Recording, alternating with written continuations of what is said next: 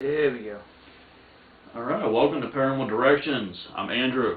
I'm David. At least that's what my wife tells me. Yeah, she can change who you are anytime, man. Alright, so this is our Thanksgiving podcast. We said we're only doing one podcast this month anyways.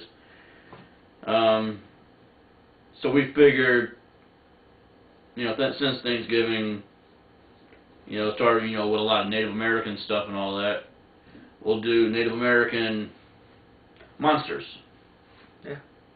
And we'll discuss about that. We're also filming this podcast, so you can go to our YouTube channel, and you can watch us there. We will give the link to our YouTube channel at the end. Alright, so let's get this started. Alright, the first Native American creature that we found is the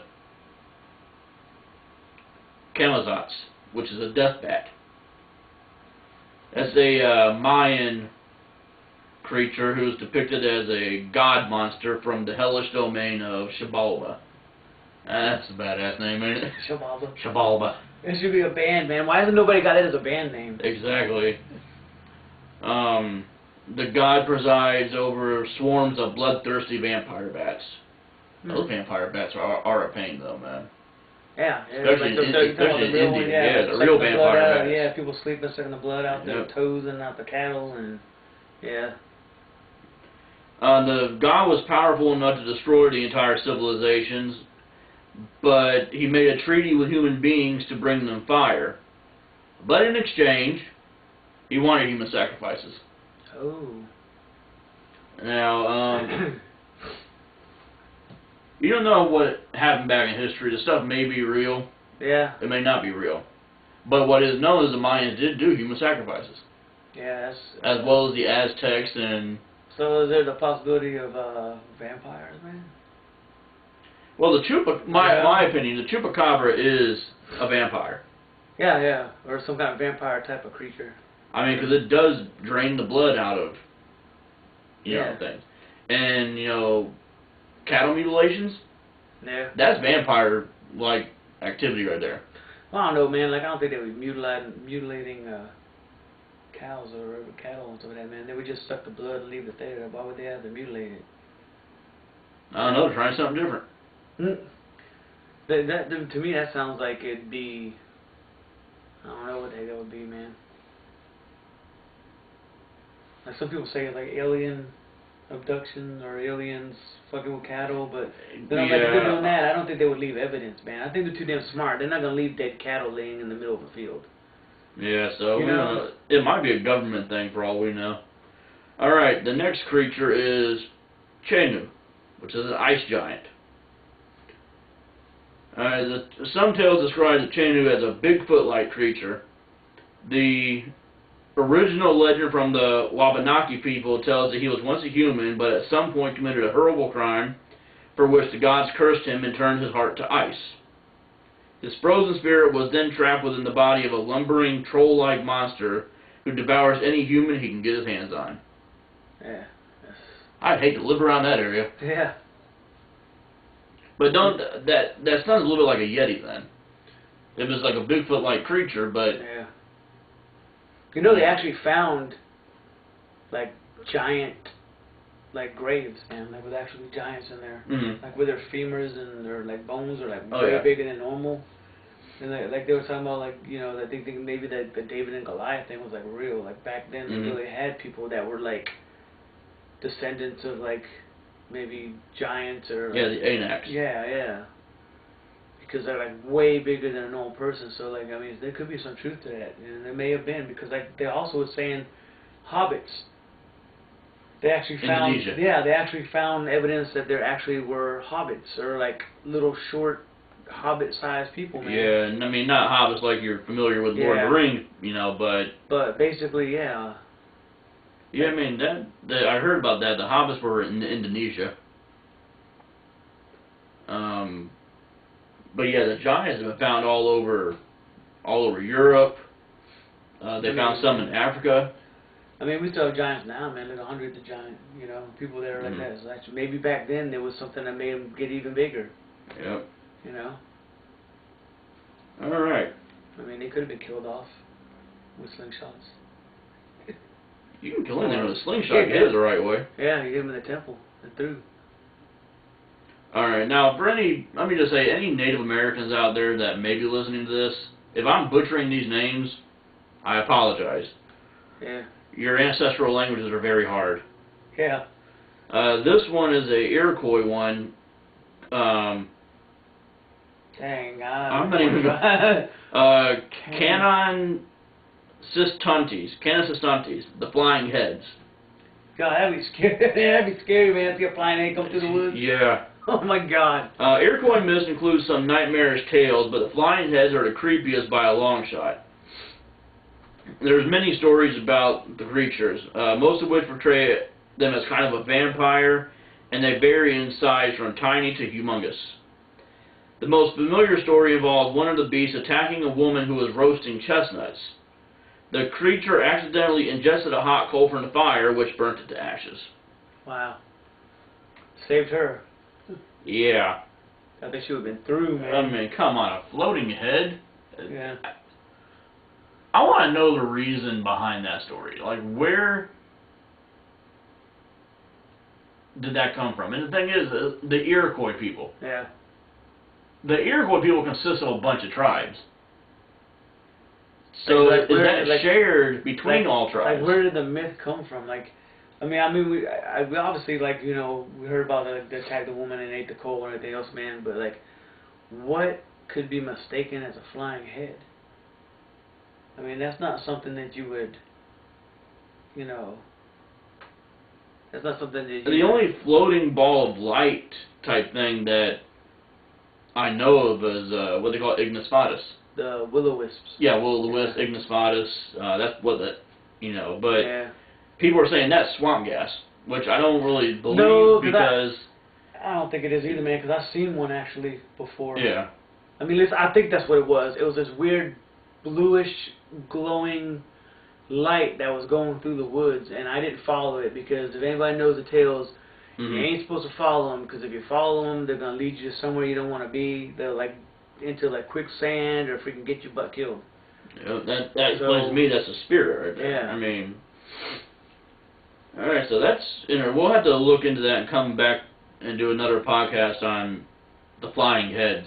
Yeah. We'll have to mark this one because.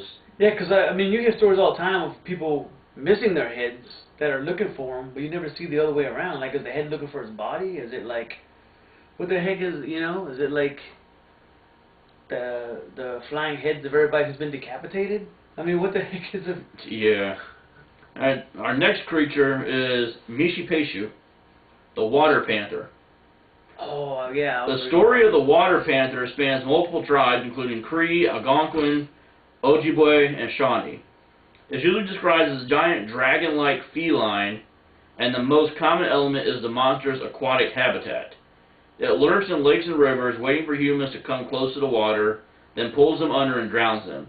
It's even said to have a snaky, prehensile tail that aids in ensnaring prey. So, a half dragon, half cat. That's got to be a funny-looking creature. Well, they may have like just described it as that because they don't know what to describe it. It could be a dinosaur, man. But you got to think, in this area we have panthers around here. That's true. So, I mean, the panther exists in our area in general. Well, I know we got mountain lions and stuff like that. Yeah. Like I said, the black panther is in the Carolinas and, you know, area like that, so maybe. Yeah, but I don't think they'd be hanging out underneath the water to pull people down with his tail. But they could be determined as probably an alligator. Almost. Yeah, but they say it's like looks like a cat though, man. If it is, it's like must be some kind of totally different species. That's why I'm thinking prehistoric, man. I'm thinking, you know, like I was talking in the other previous podcasts about like how there has to still be certain types of creatures that have like lived, you know, past their extinction things. You know, so like it could be possibly like those legends are like old, so maybe it was like the remaining of like prehistoric, you know, missing link dinosaurs, or dinosaurs between dinosaurs and mammals, or, you know, it could have been something like that, man, and that's what the hell they saw. Oh, excuse my French. But, like, yeah, that's why, that's one of the ones that I was reading, and I thought that, to me, dinosaur pops in my head.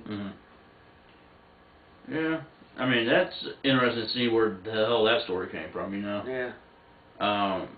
Now, this one right here is something I'm sure you're familiar with, especially since we deal a lot with the UFOs and all. Yeah.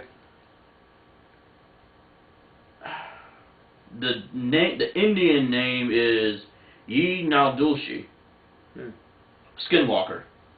Yeah, I was reading about that, man, like... Yeah, Skinwalker Ranch.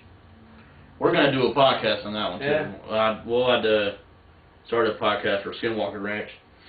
Yeah, skinwalkers, man. If nobody knows what skinwalkers are, what they are is basically, they are apparently the Native American, like, tribes, you know how they have, like, the shamans or whatever, and, like, the medicine people. Well, it's like one that decides that they don't want to be good, they want to be evil, because they want the powers to be able to turn into, like, birds, and, like, to be able to turn into, like, a bird, or like a crow, or like a, you know, different type wolf, or different types of animals or whatever. And so, like, they have to do, like, messed up stuff supposedly to do it. Like, they have to kill somebody, like, in their immediate family, and then they gotta, like, and then, like, once they do that, then they gain the power to be able to basically come out of their skin and turn into an animal, and usually an animal that, like, the Native Americans fear. And then they go and do evil things with this power, and they can't be killed supposedly unless you can find them, follow them back, find out what their real name is, and then I guess all the evil stuff they do comes back on them, and then they get sick, and then they'll die. But yeah, I was reading about it. It's kind of wild, man. Yep, that's just That's probably where some of the tales for werewolves and stuff like that come from. Well, I mean, it is based off, well, it's the equivalent of a werewolf to an extent. Yeah. But I mean, at Skinwalker Ranch, you know, there's a whole bunch of sightings. Oh, really? A lot of UFO sightings, a lot of alien sightings, supposedly. Do you think that they're aliens that are doing that instead of the... I do. I mean, you know, I believe that aliens have visited the Earth for thousands of years. Yeah, yeah. So, of course, you know, you're going to have them interacting with groups of people. Or having like a secret little hidden community in the middle of the mountains. Remember I was telling you about Whitfield? Oh, yeah. That's a whole other podcast, too. Yeah, that one's going to have to be another podcast, because when you guys explain that to me, But it has a little bit to do with, like, the animal things, man, because, like, the people supposedly in that town, like, resemble, like, animals. Like, their facial, See, like... that's the thing. It makes me want to drive there, but then you knowing my luck, I will break down there. And then get invited to the carnival, and then get through. Yeah, that's... Yeah, man. If anybody wants to look for our next podcast, man, I think we're going to do... Well, not this one for Christmas, because we already got that planned, but later, probably in January, we're going to do one on Whitfield, Virginia. And, yeah, that's probably going to... If you're from Whitfield, Virginia, and you're listening to this... Oh, please, like, contact us, man. Yes. Or if you've been through Whitfield, Virginia... Because here's the thing, man. Supposedly, you can go around where Whitfield, Virginia is at and ask people where Whitfield, Virginia is, and they swear to God that there is no Whitfield, Virginia. It does not exist, but it exists. You can go to it. I know people have gone to it. They've been invited to the carnival thing. Don't ever go to the carnival if you're invited. But, yeah, like, the thing is, they think it's a, what do you call it, man? Like if we were going to go overseas somewhere and we were going to, like a diplomat or a... It's like an expatriate community almost. Yeah, it's like basically what people think it is they think that the aliens came from somewhere and basically said, hey, you can have this small little town right here, and you can live in this small little town. Kind of like a, like if you were a diplomat and you went overseas to somewhere and you were staying at the embassy. Like the town's the embassy, and there's like all these hybrid people. It's crazy, man. So. Yeah, we'll have to do a podcast on that, and hopefully it don't come back and bite us. Yeah. Alright, well, our next Native American legend is... Some of these names are just cool. I was looking Some of these names are cool as hell. When I researched them, man, like some of the names, man. Scootakumooch. Scootakumooch, that's another band name right there. The Ghost Witch. One of the scariest figures in Passamaquoddy and Mi'kmaq mythology is the Ghost Witch, who is said to be born from the dead body of a shaman who practices black magic. The demonic entity then emerges each night with murder on its mind. They can be killed with fire, but beware of approaching one. Simply making eye contact or hearing the witch's voice can bring a diabolical curse down upon the unwary. Okay, so what I'm gathering out of this is the Irish Banshee. Yeah, basically. You hear the sound. Yeah, as doom. That's it. Again, well, this kind of goes in with the Skinwalker. Yeah. Because it's a shaman. Practiced in... black magic, and somehow brought him about, or brought her up.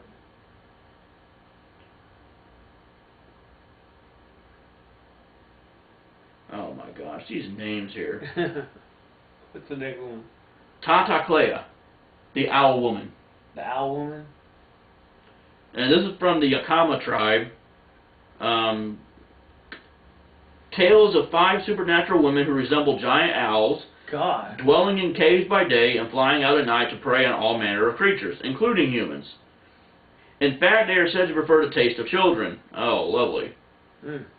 Legend has it they can hunt humans by mimicking their language. The owl itself is a symbol of death in many native cultures, so owl women are essentially a walking embodiment of death itself. Oh, yeah, come to take the souls of children. And dude, that's kind of creepy right there, man. I don't understand why an owl's a symbol of death. Owls are cool. I like owls. Probably because you never see them, and like when you do see them, it's at nighttime, and they're kind of like ghostly silhouetted in the moonlight, and you know what I'm saying? Yeah, I mean, it is they're kind of like, they don't make a sound. They're otherworldly. They're like, like they did a thing I saw where like supposedly owls can, like, the way they flap the wings and everything, they're basically just silent. Like they can go through and not make a freaking noise, man. That's probably why they think they're otherworldly, because you don't even see them or hear them until there they are, and you're like, whoa. Yeah, I mean, I've had a couple instances like that. Well, I had an incident where I saw an owl outside of my work. It swoops from the tree, and I saw it, whatever, and then, like, that night I was working, there was a new person working there, and they ended up being, like, I think it was an omen, man. Because, you know, like, omens, like, I always say omens of, like, you know, bad luck and stuff like that, whatever. Yeah, this woman was bad news, man. So, like, I started avoiding that woman. But, like, I kind of knew. It was, like, just weird that, like, I saw the owl, and then she worked, and then, like, all this stuff happened. But I don't want to go into it, though. Yeah. It's too crazy. And our next legend is Tehihan. Tehihan, the Little Cannibals. The Little Cannibals? A Little Cannibal, That's another band name, man. Why ain't people using these names for bands, man? They don't do their research. You know? Among the most dreaded figures in Cheyenne and Arapaho legends, these savage humanoids may be child-sized, but they're incredibly strong, and often attack in large numbers. Oh, like kobolds. Yep. The Tehihan were fearsome warriors in a previous life, resurrected as dwarves after dying in battle. Most of those tales say they were finally wiped out by an alliance of several tribes. In other words, all the tribes got tired of their crap and got together to take them out. That might actually been a real tribe, though. They may not have been, you know. I mean, you've got what we were talking about earlier. You got giants that live, so of course you got. Yeah, the other way. Yeah, I mean, dwarves and hobbits. You know, not like how we see in D&D and all that stuff, but like short-statured tribes, man, because it's genetic, man. There could be a whole tribe that was like short or dwarfish. You know, and they may have been like strong and mean because like they're seeing these small little things and they're like, oh, they're not strong, but they're like muscular and freaking like little dwarfs, man, and they're freaking like the size of children and kicking everybody's butt. So that one may actually be legitimate. Oh, this one's right at home, man. Uktena, the horned serpent. Cherokee. Cherokee, yeah. Right up here in the mountains. Cherokee legends prominently feature this dragon-like behemoth, which is believed to have originated as a human, taking the serpentine shape to seek vengeance on those who wronged them. Much like the dragons of European myth, there are stories of men proving their bravery by confronting one of the powerful beasts, who are also lightning fast and can devour a person in one bite. Giant anacondas? Just about, yeah. But, that's a Cherokee legend. That's right up here in our hometown just about, man. Yeah, man. That would be one we could actually try to go, research and see if we can see one or find one, man, maybe. Good luck getting up around there, though. Yeah. I mean, most of the Cherokee nowadays don't even believe in their own legends, which is sad. Yeah. But, oh, I've heard of this one right here. Our next creature is Wendigo, the evil that devours. Didn't they make a movie called that or something? The Wendigo. Oh, I'm thinking Hidalgo or whatever the horror. But Wendigo was actually on an episode of Supernatural, though. Was it? They did do an episode about that. Arguably the most powerful and deadly creature in North American folklore, the Wendigo appears in many tribal legends, but the best known description comes from the communities surrounding the Great Lakes region. Many of the legends are cautionary tales enforcing taboos against cannibalism by claiming that any human who eats another's flesh will be transformed into a creature of pure evil. A form of Manitou cursed with insatiable appetite. Not even loved ones are safe from their eternal hunger. Makes perfect sense, man. Yeah, they do. Because you would be, I mean, that'd probably make it evil, man. You get into cannibalistic. Well, stuff, they man, did say that, it does something called a brain disease if you eat another human's flesh. Yeah. It does mess with your brain, so it does mess you up. There was this movie I watched, man. I know this is kind of going off topic, but it's not really. There was this movie that I watched called Ravenous. It's not a horror movie, but check that out, people, because it has to do with cannibalism, man. During the Civil War, it's crazy. This guy basically what happens is, man, he's in the Civil War, he gets shot but he doesn't get killed, and then they take and collect all the bodies out there in the field, and they pile all the bodies on top of the dude. He's on the very bottom of the pile, and he has to eat his way out, and then he gets a cannibalism thing, and then it's crazy, man. It's called Ravenous. Our next creature is Keelet. Keelet. Oh, dang, that thing looks crazy, man. Yeah. The Inuit believed this creepy creature was an underworld deity that makes his way to Earth sometimes. He is described as a gray, hairless dog, except for his feet, who stalks victims at night before murdering and eating them. Even if Keelet doesn't kill you, his presence is a sign your days are numbered. He's a harbinger of death. Legends say he doesn't leave foot tracks, which is significant in snowy Alaska, thus adding to his sneakiness. Wow, so he doesn't even leave footprints in snow?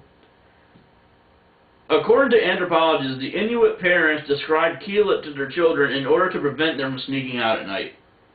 Oh, so like a boogie bin? Yeah. Oh, that is cool. Man. If they described how it looked in that picture, man, then I probably wouldn't go out at night either. That thing looks, oh God, what the heck is that thing?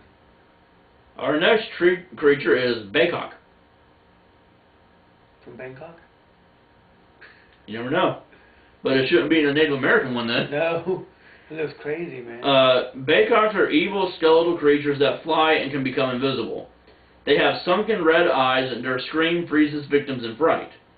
They are warrior creatures who hunt humans for food. The creepiest things about them is how they are created and destroyed. Baycocks are former human warriors who died shameful deaths after committing grave acts like rape, incest, and infanticide.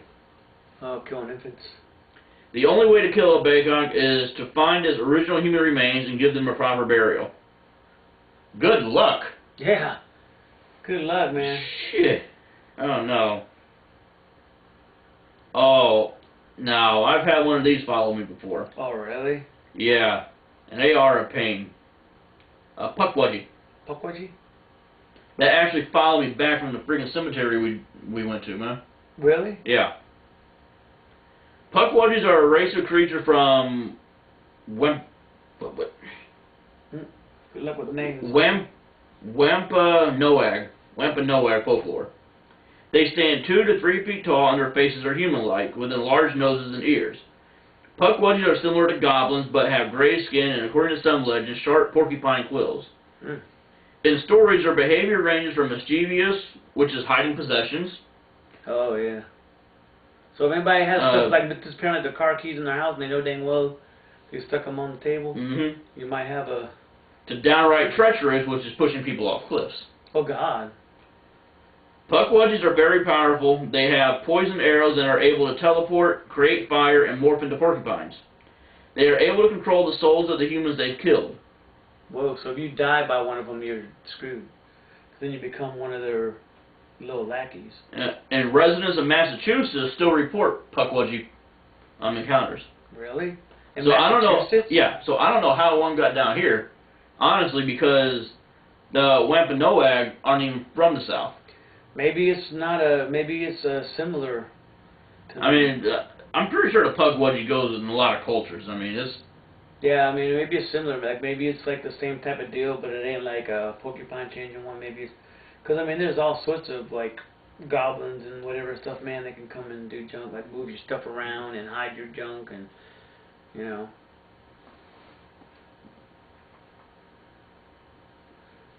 Yeah, so we're getting close to the 30-minute mark, man. Yeah, you know, we'll go ahead and take a break here. We'll find a couple more things to talk about. Yeah. All right, we'll be back. Oh, man. I swear to God, man, some of this stuff, this is ridiculous. Yeah, some of the damn legends, man, are crazy. The freaking names, though, come on. Yeah, but that's their language, man. No, I understand that. It's just... You know, to them, that probably meant basically what you described, you know. Like Catface or Skinwalker. Skinwalker, we already did that one.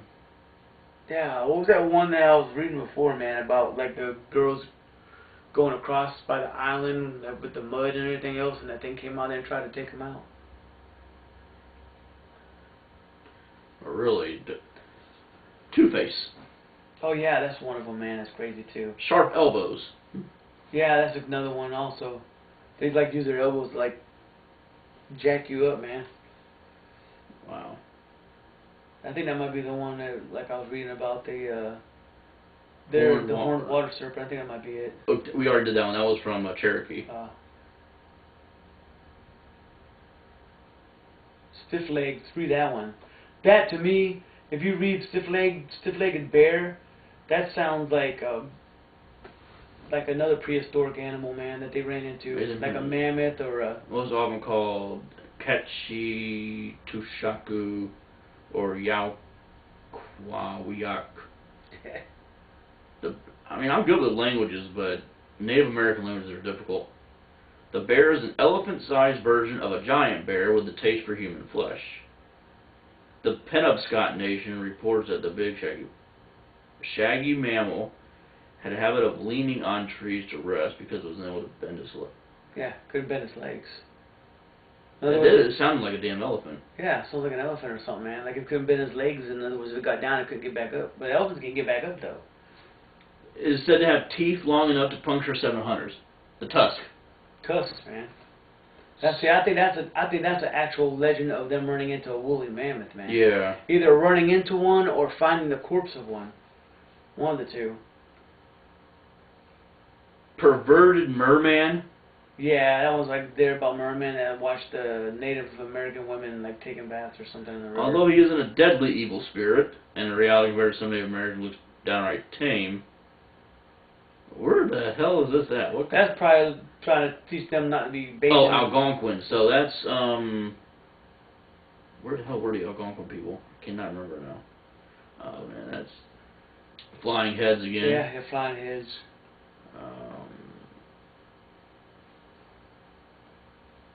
The Camazotz, or whatever the hell it's called. That's the Mishibi. Oh, the Underwater Panther. Okay. Yeah. Damn. Owl Woman. Yep. Cannibal Dwarves. Yep, Already did that one. Okay. Yeah. Wow, that's just... I mean, we always switch gears, man, talk about something else. I mean, it's November. I mean, it's November, man. Everybody's getting ready to eat turkey dinners, man. Maybe we should talk about the cannibalistic turkeys. Oh man. What are your any of you guys have a what do I want to say? Any good traditions on Thanksgiving? Let us know in the comments or video response. Yeah, our tradition is to go to all my in-laws' houses and my relatives' houses and eat turkey everywhere I go. That's my. You eat yourself into a food coma, man. Yeah. What we usually do is was that tryptophan? tryptophan. Tryptophan. Yeah. That stuff knocks you out, man. Man, they just need a bottle of that stuff, man. That would actually be a good sleeping medication. I mean, it occurs naturally in turkey, so it's not bad for you. Did you see the commercial, man?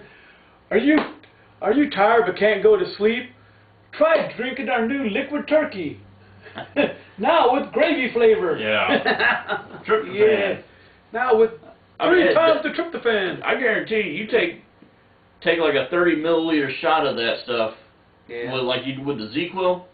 Chase it down with some gravy. You're gone. Yeah. I mean, I don't know how much tryptophan you get in a slice of turkey in general. I think you have to eat quite a bit. To me, I think that it has a little bit to play in it, man. I think what it is you just eat so much freaking food and you're so freaking stuffed and the heat's going because it's freaking wintertime and you're at your grandparents' house and they're freaking cold all the time, so they got the heat on 150 and you're full and you freaking lay back in that recliner. No, I tell you what gets me on Thanksgiving: the deviled eggs. I'm not really into deviled eggs. I get some of them in a big, heap of stuffing. Oh, stuffing now. I'm done. If I get the dressing, like you like the stuffing or the dressing? Because like the dressing and stuffing is different. Stuffing is like stovetop stuffing. Yeah. I remember when they used to stuff the turkey's butt with it. Mm-hmm. But now they say you can't do that or don't do that now, man. But like that was good, man. It's still good. I mean, it was good when you used to do it that way. I tell you, oyster dressing is awesome. I don't think I've ever had that. Oh, that's awesome. It's weird, man. Like the way they do stuff now, man. Like the way they cook food now is not how they used to cook it back then, man. They used to use lard. They used to use freaking. I mean, that stuff used to be good. I don't know if it was good for you. It's not but good it for was you. really freaking good, man. And now, like everything's like. I mean, preservatives and. From traveling overseas, I actually found that America is the unhealthiest country. Oh yeah. But because it tastes damn good. It tastes good, but the food in other countries tastes good as well. I mean, it's just the way it's cooked between the cultures. Well, ours is because everybody wants it now, man. Nobody wants to cook now, man. Nobody knows how to cook anymore. It's all microwave now or out to eat, man. Nobody knows how to cook, and then to make it even worse, like now you can't even go to the store and buy the same stuff you used to buy because it costs way more money and you get less food. Mm-hmm. And then what the stuff you get ain't natural anymore. It's like preservatives, this and cancer making that. And well, see, that's why I go to the Oriental market. Yeah. Because I love cooking Oriental food. Yeah, yeah. And the stuff's usually a lot healthier. Yeah, I need to go there and see if they have any persimmons there. I think they're in season now. I think they do, but they might. No, they're not fresh ones, I don't think. Because they don't have fresh fruit there. Oh. Yeah, because this is the season right here. Because like Native Americans used to eat persimmons, man. Like right around, that was the last fruit that like ripened in the wintertime before the first frost, and they would take it, collect the persimmon, and they would mash it on a piece of bark to make it all like flat and basically make like a fruit roll-up. So theoretically, the Native Americans were the first people to make fruit roll-ups. Because they would like make that stuff flat, and then they would use that so they would have like the fruit to eat through the winter time, man, because there's no vegetables and fruit and stuff like that to eat. And they would preserve that persimmons into. It goes with the weird noises again, man. Did y'all hear that? The hell was that? It was like a knock. I didn't see anything fall. Probably Serenity playing tricks on us. Yeah. The good thing is that everything that we hear is outside. Yeah. And you know why? I think is because I have that what do you call it? That freaking weather vane from the roof. Yeah. And I think that's why. I think it keeps stuff out. I don't know why. I haven't figured it out yet. but I think it does, man. Maybe because it's the 4 directions. Mm-hmm.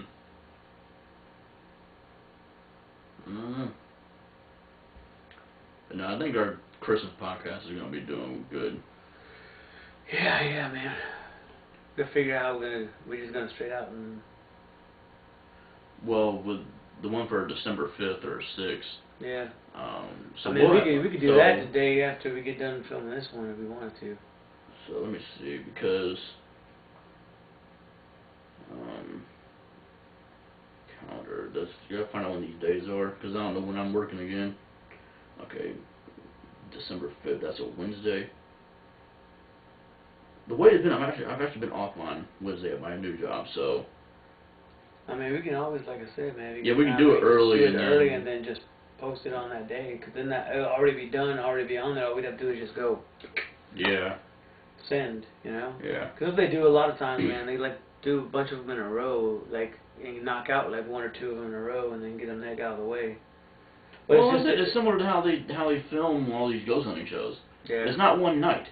Yeah. It's several nights edited into one night. Well, I know. I was like doing that stuff with one of them, man. Yeah, several. They film it like a week's worth sometimes, man. They film it several days or several nights or whatever, and then they compile it all together. That's why whenever people see that junk on the camera, they see all several days worth of stuff compacted down into 20 minutes, 30 minutes, or whatever. It's not like, and I hate to say it, but depending on depending on like the people that are filming it, depending on whether or not they, their budget or anything else, man, sometimes they make crap, man. Mhm.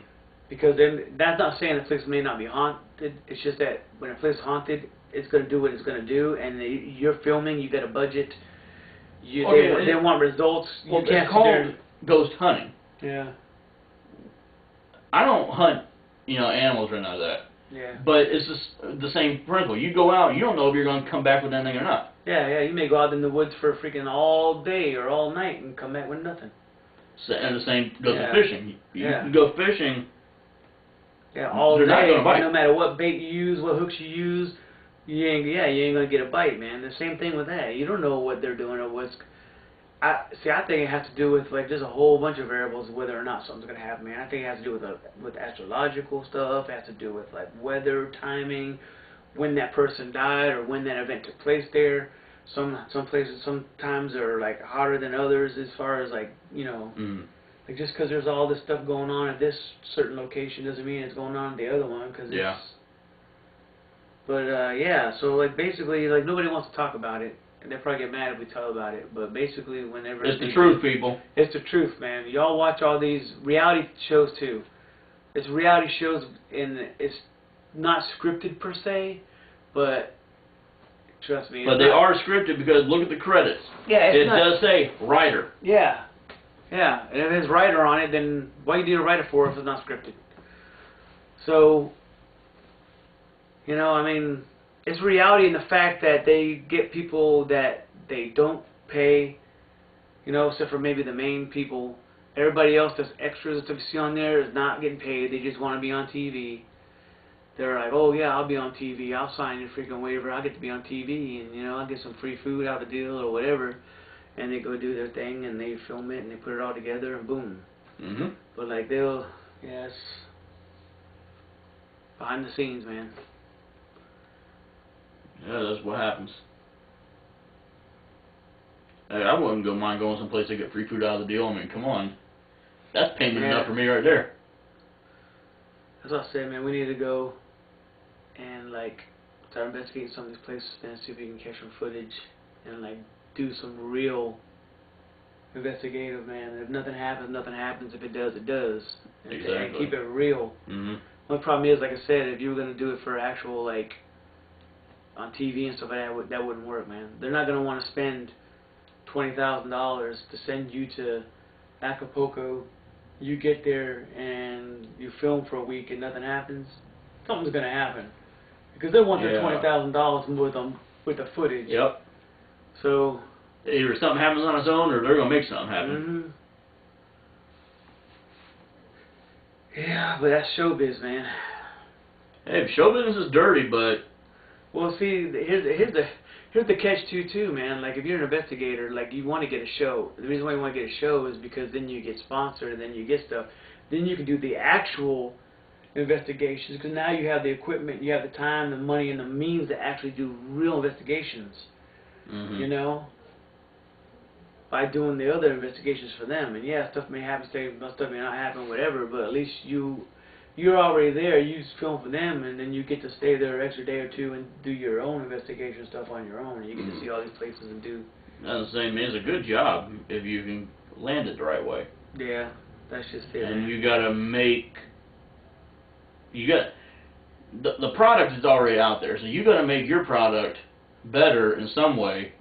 Yeah, and you also gotta like not do away with your integrity, but you gotta kind of, I don't know, bend your integrity. You know what I'm saying? You can't like, you can't have integrity like to where like, no, I'm not gonna, because then you're not gonna be filming. You're gonna say, I refuse. But yeah, they'll be like, no, we'll get somebody else that will and pay them all this money and whatever. And that's the only thing about reality TV and like this stuff, man. Now I think that one show, Destination Truth, I think they have more. I think that dude has more leeway, and like I think that's more realistic. I think. Yeah, the other one, Expedition Unknown, is the same way too. Yeah, because I mean, you can tell which ones they kind of have say so over what the heck they're gonna do, and like to where like there's not so much of that stuff going on. I mean, you can watch it, you can tell, man. You're watching there, and they're like, "What's this? What's that? What's this?" You know, you're like, "Come on, man." Every single show, every single episode, everywhere you go, come on, man. Yeah, it don't happen like that in reality. No. At all. In reality, man, you're going to go to a house and you're going to look at it and the house is going to be like, oh my God, this is a really freaking old house, and nothing happened. And you're like, what in the world? This house looks like it was built in like 1800s and nothing happened. Yeah, so people, if you've actually never experienced a ghost hunt or an investigation or whatever you want to call it, wherever you are, look for your local paranormal group. Yeah. And ask them if they can, you know, take you on an investigation or, you know, just find out if there's a way you can experience it. Yeah, I mean, if you like it, either join the group or try to start your own or whatever. If not, then it's not for you. You know, just. Yeah. But at least you should go at least one time. If you even have any kind of inclination that you want to. It might be something you want to check out or do or whatever. You should at least go once. And like I said, make sure you do it like safe. Like don't be going to places illegal. You're supposed to be going in without permission. Don't be going by yourself, because you go in some place and something happens to you. You're by yourself and nobody knows you're there. You're jacked. That's it. You know. You could fall through a floor. One of the flying heads might come after you. Yeah, you could fall through a floor. You could land in some quicksand, fall on will-o'-the-wisps. You know, I mean, anything could happen, man. There could be a homeless person out there, or somebody, an evil person that decides they want to mess with you or whatever, and you're by yourself, man. Nobody will find you. So always go out there in the buddy system. Stay clear of freaking Ouija boards.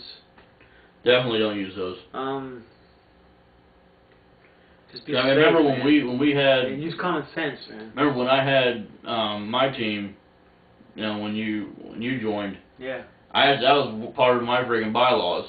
Yeah. Anyone using a Ouija board, you're out of the group. Yeah, because you don't want that. You're not bringing that you don't want in the that, group. You don't want that on you, man, because when you're using a Ouija board, it's like you just pick up the telephone and you dial a random number. And even though you're trying to contact whoever, you're basically dialing a random number, and whoever's on the other end of the line, they could be a serial killer person, they could be a psychopath, it could be a who knows what, and you're just randomly dialing it on the Ouija board, and then you're just asking for trouble, because you're opening a gateway between that board and wherever it's at, and if it's strong enough and it's able to, it will come through that gateway, and then now you got the thing in your house. Yep. Because you don't know how many investigations we've done where we've gone there and something like that has taken place, where like the whole thing comes from somebody messing with that stuff, not knowing what they're doing, not doing no protective circle stuff, it's just better to stay the heck away from it. Yeah. Tarot cards won't cause that though. Yeah, because you're like using your own intuition and your own link with the cosmic flow, or whatever you want to call it, or the force, or whatever you want to call it. Like you're like channeling into the stuff around you, and you're taking glimpses of the stuff, but you're doing that, not somebody else is doing that. Yeah, tarot cards have no spiritual power, honestly. Each of those symbols on that card represents a human condition. Yeah, yeah. So it's just random chance how those cards fall, and you just got to interpret on how they fall. Yeah, but I think there's more to play though than that. But it's like, I think it's part of like your intuition, like how you interpret it to, like your connection to stuff.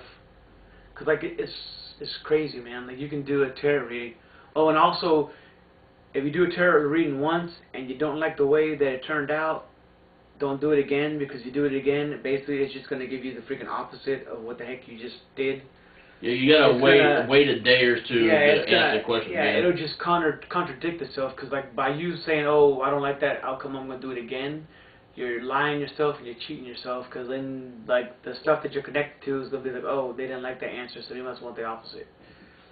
Yep. So, actually, Sandy knows a lot about the tarot reading. yeah, Sandy, if you end up watching this video here, send us a comment or something to let us know your thoughts on that. Yeah, yeah.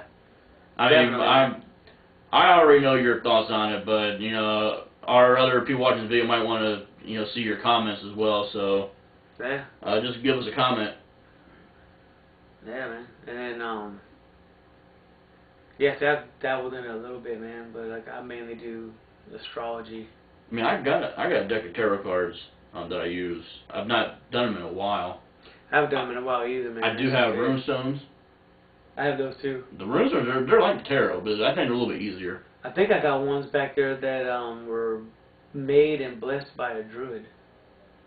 Have you been to that place on Burgal Highway? No. The Peddler and the Crow? I heard of it, but I've never been. You've never been there? No. You need to go. Do we need to give a shout out to them?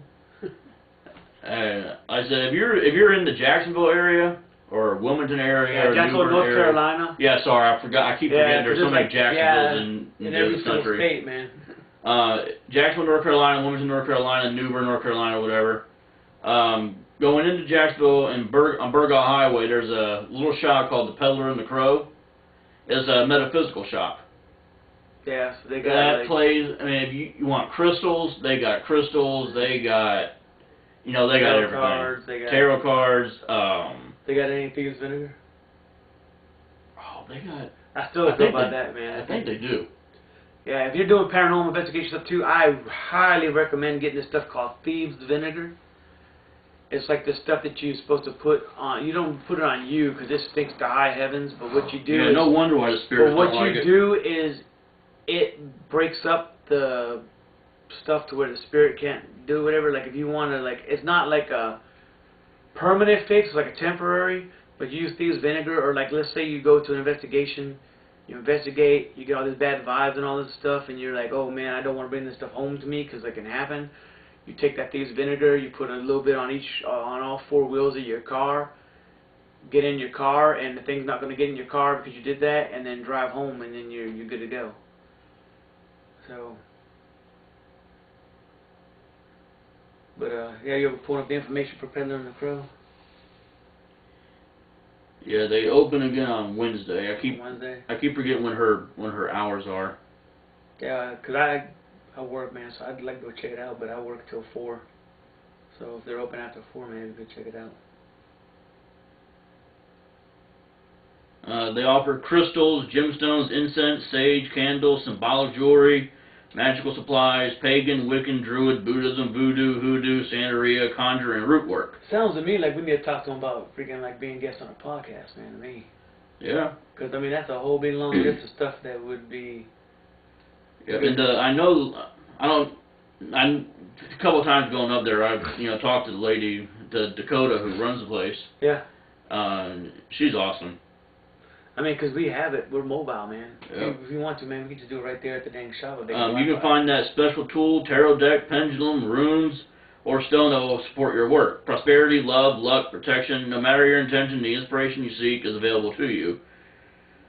New items are always being added. If there is something in particular you want, need, or would like to see added, just let them know, and they'll do your best good for you. BS on Burgaw Highway in Jacksonville, North Carolina at 2165. Wait a minute. They got a whole. Oh yeah, they got all this stuff, man.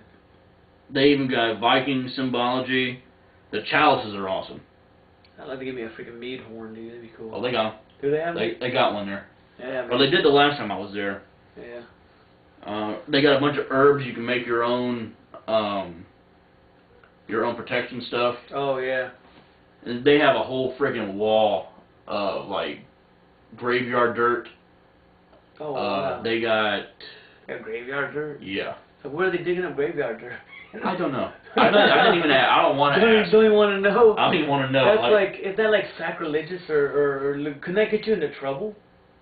As long as you don't exhume the grave, I think you're fine. They're probably pulling it from the fence or something, man. Like on the outside. Yeah, it's still dirt from the graveyard, But so I think that's all that matters. Yeah, it's not from the grave. Yeah. Yeah, I seen that under. I was like, do I want to ask? That's like no, I don't want to ask. That's like if you bust. I don't know if I should say this on here, man. People be freaking burying mirror shards, but like like when you bust a mirror, you're supposed to get 7 years bad luck. The way you counteract that is if you bust a mirror, you collect every single shard in a bag, and then you go and bury that either in a graveyard or you go bury it in ground that's been like holy ground, like a church named after like St. Francis of Assisi or like any kind of holy ground or a graveyard. You bury that, and then you bury the bad luck, and then the bad luck doesn't come to you. See, I didn't know that. Yeah. But yeah, I think, we should, talk to her about. But I don't recommend doing that because I don't want nobody digging up no church and then come back saying, that fool on the damn podcast said, dig this buried in the church. No, man, I'm just saying that's supposedly what they say, man. You bury the busted glass in the consecrated ground, and then the bad luck doesn't go on you.